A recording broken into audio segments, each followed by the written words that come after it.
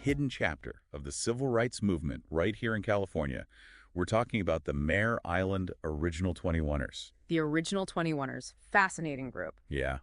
And you sent in some amazing material on them, articles, even part of the congressional record. It's incredible. Seems like you really want to understand how these guys, who most people haven't even heard of, made such a huge impact. And their impact goes way beyond their own stories, fascinating as those are. We're talking about systemic racism, how it worked, all playing out on Mare Island back in the 50s and 60s. It's easy to think about the civil rights movement as this big thing, mostly in the South, right?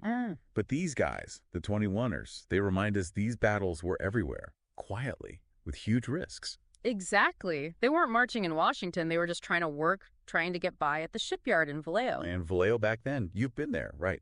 Can you imagine? It wasn't just separate but equal. This was segregation so deep where you lived determined your race. And Mare Island, the biggest employer around, it becomes this, like, microcosm of America. All the inequality baked right in. So you've got these 21 guys, all African-American, different jobs at the shipyard, but all hitting that same wall of discrimination. It's like you feel connected to others going through it, but also, what can you even do? And that's what makes the story so interesting. They did something right under everyone's noses. They start organizing. Secretly. Think about the tension, meeting in secret, covering the windows, always worried someone's listening. They knew one wrong word, they could lose their jobs, everything. It's wild, like a spy movie. Except instead of secrets, they're sharing hopes, dreams of a fair workplace. And you got to remember, back then, losing your job, that was it. No safety net. You couldn't feed your family. The guts it took. Unbelievable. Absolutely. Now, one guy really stands out, right? Willie Long, journeyman pipe fitter, World War II vet. Yeah. These sources you sent, they paint him as so frustrated with the system. Understandably. He'd trained white guys who then got promoted above him, and he was stuck. That frustration, it's what drives him when the chance comes. 1961, Kennedy signs the executive order on equal employment opportunity. Now, not perfect, for sure, but for Willie Long, it was huge. Gave them legal ground to finally say, we deserve better. And they didn't just complain, they got strategic. Worked with a young lawyer, put together this formal complaint. And not vague stuff, it's 9 specific grievances, evidence to back it up. That's key, because it shows this wasn't just a few bad apples, it was the whole system. In that congressional record piece you sent, there's a line really got me. We are systematically excluded from training programs while white workers get every chance to move up. It was designed to hold them back. And that system, that's what they were out to change. So they put it all on the line, saying, this is wrong, fix it. What happened at the shipyard? Did things change right away? Oh, not at all. The shipyard commander, he basically said, nope, not seeing it. Tried to sweep it all under the rug. It's amazing how sometimes the people in charge are the last ones to see what's really going on. So what did the 21ers do? I mean, they must have been deflated. They could have given up, but they didn't. Willie Long especially, he became this force of nature, wouldn't let it go, started writing letters, going over people's heads, you name it. Wow, so he's taking on the whole system. Yeah. But did anyone actually listen to him? It was a risk, for sure. But here's where things get interesting. This was the early 60s, right? The civil rights movement was gaining steam everywhere. They weren't alone. Right. So their case becomes part of this bigger wave. Exactly.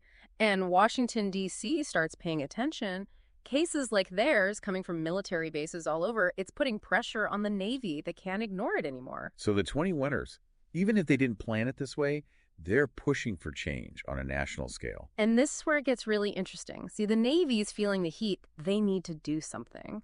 And this leads to some of the earliest forms of affirmative action, years before it was a widespread thing. Wait, so the 21 arrays, their case is tied to the origins of affirmative action policies. You could say that. Their fight forced the Navy to create actual plans, steps to address the discrimination, to promote more black workers. They were pushing for system change before anyone even called it that. Wow. These guys in Vallejo changing national policy, it's incredible. But what about at Mare Island itself? Did things actually change on the ground there? Oh, yeah. Many of those 21 men finally got the promotions they deserved, broke through those barriers that had held them back for decades. In fact, Matthew Barnes, he became the very first black supervisor in Mare Island history.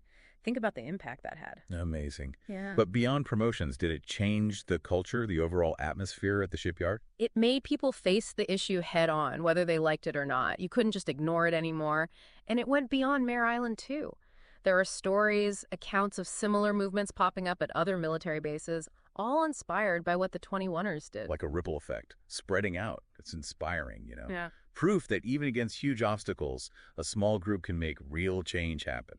Absolutely. And the fact that so few people know this story, it just goes to show there's so much history hiding in plain sight. Like you said, you knew about the civil rights movement broadly, but the Mare Island 21ers, that was new. Totally. And the more we learn, the more you think about those ripples. What happened after those wins at Mare Island? Did things really change long term? That's the million-dollar question, right?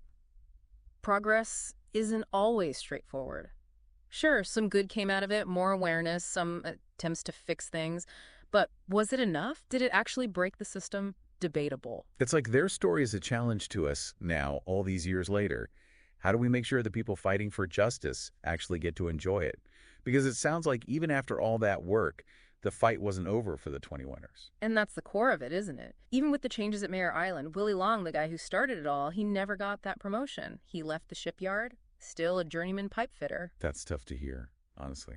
Makes you wonder if the system can ever really change, even when you show it how broken it is. It's a sobering thought, but maybe that's why we have to keep telling these stories. The Mare Island 21ers, they remind us this fight for equality, it's not over. It's not just about big speeches or laws. It's about everyday people being brave enough to call out injustice, even when it's scary. Their courage, that's what sticks with me.